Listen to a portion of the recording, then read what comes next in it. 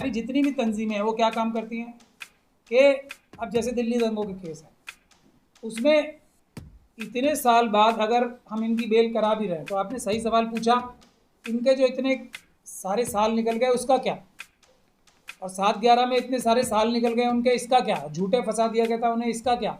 और इससे भी सबसे बड़ी बात क्या है कि जो असली आतंकवादी थे वो तो खुले घूम रहे हैं बाहर आज भी।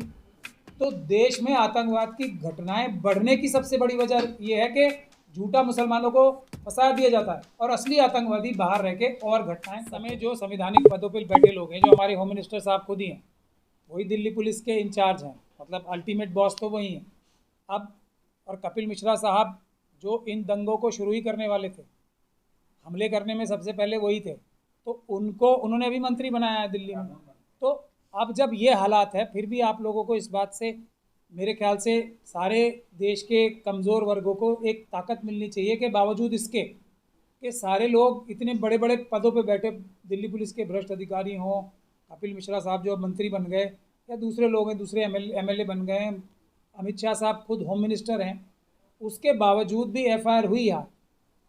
तो ये एक हौसले की भी बात है और निराशा की बात तो है ही कि 5 साल लग गए एफआईआर कराने में।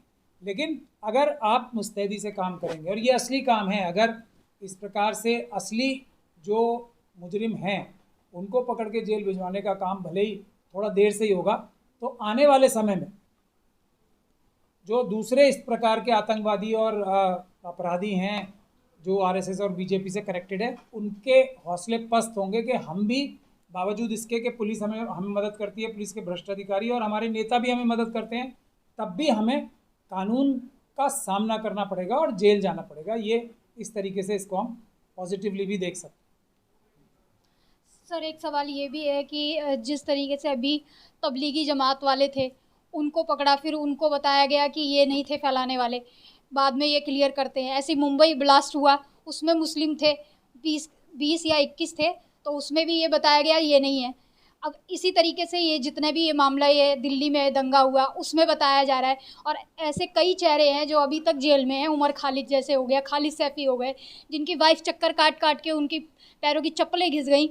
लेकिन ये पुलिस वाले जो पकड़ लेते हैं मुसलमान नाम, एक तो फोबिया चल रहा है, मुस्लिम फोबिया, इस्लाम फोबिया, तो उनको पकड़ लेते हैं और बोलते हैं ये आतंकवादी हैं।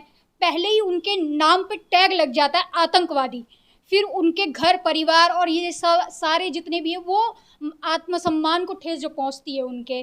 और जो ये सब कौन लौटाएगा। और ये पुलिस वाले पहले से ही इस तरीके के इश्तिहार क्यों लगा देते हैं जो मुकर्रर भी नहीं होता है, वो मामला सामने भी नहीं आता कि इसमें ये वाकई में है दोषी कि नहीं है। पहले से ही उनको आतंकवादी, घुसपैठिया, इस तरीके के नाम से उनको बना दिया जाता है। ये कब तक चलता रहेगा? क्या कानून कमज़ोर हो चुका है? क्या सुप्रीम कोर्ट इसमें संज्ञान नहीं ले सकता?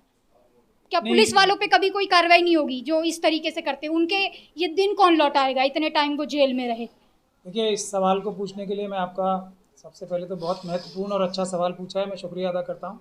हम लोगों की जो ऑफिस है और टीम है, हम इसी चीज़ पे काम कर रहे हैं।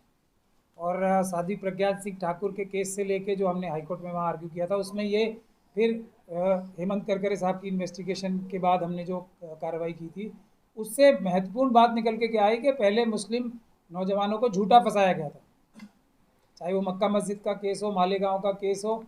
असल में तो 7/11 का भी केस है, इसमें भी इन लोगों को झूठा फंसाया गया था। असली करने वाले तो वही लोग थे जो उस एक जो गैंग के मेंबर्स थे, जो साध्वी प्रज्ञान सिंह, लेफ्टिनेंट कर्नल पुरोहित का था। लेकिन अब महत्वपूर्ण विषय क्या है, इस तरफ से कोई कार्रवाई नहीं होती। हमारी जितनी भी तंजीमें हैं वो क्या काम करती हैं कि अब जैसे दिल्ली दंगों के केस है, उसमें इतने साल बाद अगर हम इनकी बेल करा भी रहे हैं, तो आपने सही सवाल पूछा, इनके जो इतने सारे साल निकल गए उसका क्या, और 7/11 में इतने सारे साल निकल गए उनके, इसका क्या, झूठे फंसा दिया गया था उन्हें, इसका क्या।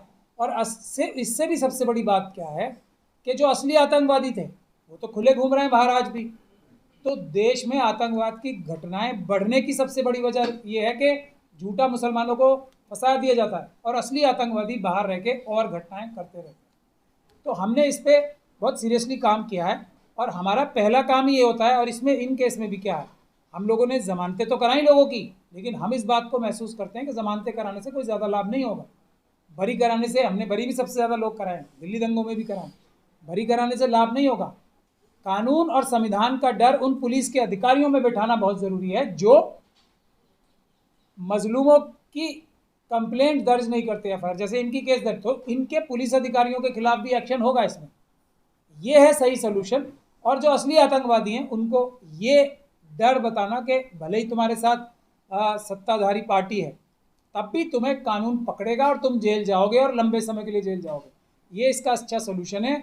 और कॉम्पनसेशन दिलवाना इन लोगों को, जैसे 7/11 के लोगों को भी अगर कोई कॉम्पनसेशन नहीं मिला, कोई वापस एफआईआर नहीं हुई उनके खिलाफ झूठी एफआईआर कराने की और असली आतंकवादियों को पकड़ने की, तो कोई फ़ायदा नहीं है। हम छुड़ाते रहेंगे और भ्रष्ट अधिकारी अपने राजनीतिक आकाओं के साथ मिलके झूठा फंसाते रहेंगे, इसका कोई अंत नहीं होगा। असली सोल्यूशन यही है। जैसे आज की केस में भी हमने वापस एफआईआर कराई है, और जो बहुत सारे लोग हमारी इस बात की तनकीद कर रहे थे ना, तो हम ही ने एफआईआर कराई है वापस मजलूमों की तरफ से, और किसी ने नहीं कराई है, किसी तंजीम ने नहीं कराई है। मुझे दुख के साथ ये बोलना पड़ता है, मैं किसी तंजीम का नाम लेना बंद कर चुका हूँ हालांकि, लेकिन बड़ी बड़ी प्रेस कॉन्फ्रेंस करके हमारे खिलाफ यही कहा जाता है कि उन्होंने पुलिस वालों के खिलाफ क्या किया। हमारे अलावा किसी ने कुछ नहीं किया, हमारे अलावा मजलूमों की तरफ से एफआईआर भी किसी ने नहीं कराई।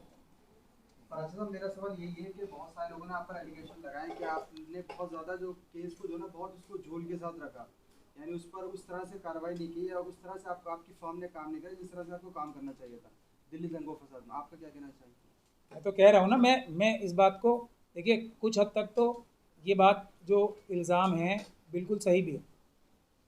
जितना हमारी फर्म कर सकती थी लेकिन उतना नहीं कर पाए, इसमें कोई शक और शुबे की बात नहीं है। अगर हमें साथ मिलता और लोग होते, हमारा ऑफिस एक छोटा सा ऑफिस है और हम किसी से कोई पैसा नहीं लेते हैं, एक भी, हम कोई किसी से चंदा भी नहीं लेते हैं एक पैसे का भी, लेकिन जो हमने किया उससे हम 100 गुना ज़्यादा कर सकते थे। मुझे इसमें कोई शक और शुबे की गुंजाइश नहीं है, लेकिन हम अकेले इस काम को नहीं कर सकते थे क्योंकि हमारा ऑफिस छोटा है।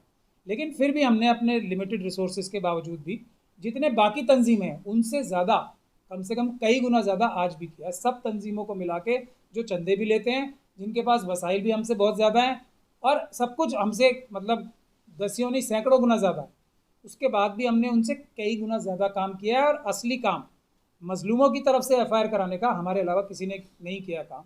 लेकिन मैं इस बात को पूरी तरीके से तस्लीम करता हूँ कि मैं खुद भी अपने काम से खुश नहीं हूँ। हम इससे बहुत कुछ ज़्यादा कर सकते थे, लेकिन हमारे पास वर्कलोड इतना है। लेकिन ये वर्कलोड होने का कोई बहाना देना भी कोई मुनासिब बात नहीं है। इस बात के लिए मेरी क्रिटिसिज्म होनी चाहिए, और जो लोगों की उम्मीदें हैं मैं उस पर पूरा नहीं उतरा हूँ, मैं इस बात को तस्लीम